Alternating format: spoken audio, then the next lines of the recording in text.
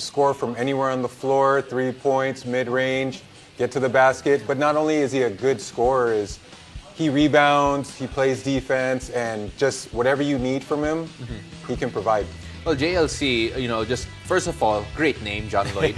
And you look at the fact that he can do it all, as we mentioned, and how important do you think he will be for this NU team? We all know that he's going to be, one of the guys, but does the team roll with him, or if he tapers off a bit, do they still have weapons around them to make sure that NU still gets a result? Well, NU's calling card is still on the defensive end. Yeah. Okay, so you know the saying, defense wins championships. They're going to roll with that. So without, focusing on the players that will be around him, if they, follow the system, their defensive system, they can survive an off night from JLC and still get that W.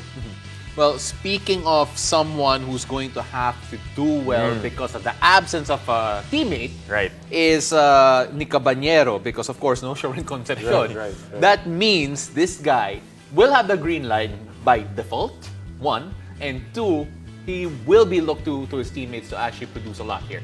Well, not only the loss of Sherwin Concepcion, but also Josh Fontanilla. Yes. He's also gone. And Josh Fontanilla being such a high usage player with the ball in his hands, that responsibility now falls to Nic Cabañero. We all know that he's a bull on the court. Yes. So when he gets that ball, kind of reminds me of a Calvin Abueva. He gets the defensive rebound, coast to coast, Euro stepping, barreling through defenders, and he is athletic. Good finisher around the rim. So expect a high-octane offense from that USC team, and the ball in Nic Cabañero's hands a lot. Right. Nic Cabañero has only played 1 season in the UAAP. Do you think, Coach Willie, that he has gained enough experience over the off-season to be the top guy for UST in his 2nd season? Oh, definitely. You saw the numbers that he put up last season. That's only going to go up higher in this coming season. There wasn't a long layoff from last season to this coming season. So it's just basically a carryover. They even had that mini tournament in between. Just carry over what you were doing from last season to this season. Sky's the limit. So you also mentioned another guy here who only played 1 game in his rookie season, and honestly, Cholo Anonuevo. Just say who he is, right? So Cholo Anonuevo, you think that he would have been the next big thing before he got hurt, and now with FEU having to recover from an RJ Abriento-sized hole, this guy is gonna have to do something special. Well, we talked about LJ Gonzalez. Yeah. He's gonna have the ball in his hands, right? Who is gonna be that second star there, that second guy putting up the numbers, carrying the slack? There is Cyrus Torres, who is a sniper, and we talked about, my list of snipers. But Cholo Anonuevo, when he came into the UAAP, he was talked about being the guy. He did all his training in the States with Kai Soto. He got hurt at that first game, so we weren't able to see him. He came back for 1 game in the Phil Oil, I think. 1 or 2 games in the Phil Oil. But the skill is there. Yeah. He's a system player, can do everything offensively. And he's 6'4", 6'5"? So again, he's still one of those guys that I am really looking out for. Do you think Cholo Anonuevo would take it as if a slow grind or day by day, because he's only played a game in the UAAP? Will it take some time for him to get used to it once again here in season 85? Well, I think having Coach Olsen as his coach, he played the game.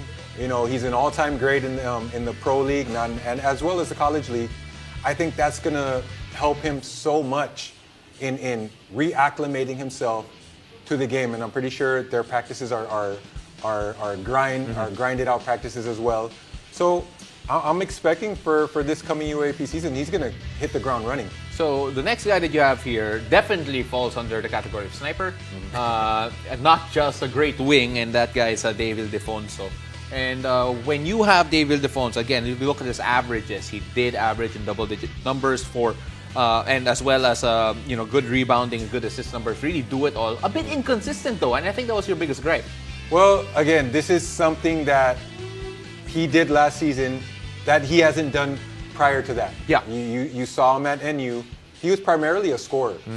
Give him the ball, he's going to get buckets. You put him now in a different system, in Coach Tab Baldwin's system, which I call the system, and they're asking him to play make. You know, the assist numbers will go up, but the turnover numbers will go up. Now you're asking him to make decisions on getting his teammates involved. That's going to affect his scoring as well. So you saw those peaks and valleys from him last season. I expect more time in Coach Tab's system. Those numbers are going to get better. Yeah, and you know what? The reason why Dip's wearing maroon here is because he wants to talk about this last guy a lot. Okay. It's just a coincidence. Oh, I sure. mean, What? I didn't review the list prior and then decide to wear maroon, right? But I'm happy that there's finally a UP guy on the list. Fifth, though, it's like Coach Willie just decided, let's put a UP guy here. None other than Xavier Lucero, or the Xavier that the Fighting Maroons would like to call. What about him that we're expecting in season 85? All right, so the viewers are probably going to look at this and say that, wait a minute, he's a big man. He's a power forward. What they don't know is there was a new addition to the UP team in one and done Henry Galinado, who is a big man as well. And not just in height, but in heft as well. So with this surplus of big men that the UP Fighting Maroons have, who sits? Or do they adjust? Do they slide down? They lose Richie Rivero. Reports are that CJ Cancino is not playing this season. There's a void at that 3 spot. Xavier Lucero, being very athletic, being able to handle the ball, I see them moving him down to the 3 spot and then playing big, rotating Malik Diouf, Henry Galinado, and obviously Carl Tamayo can also play the wing, as we saw him in international competition playing the wing spot a lot. So I see that UP going extra big lineup this coming season with Xavier Lucero at the 3 spot.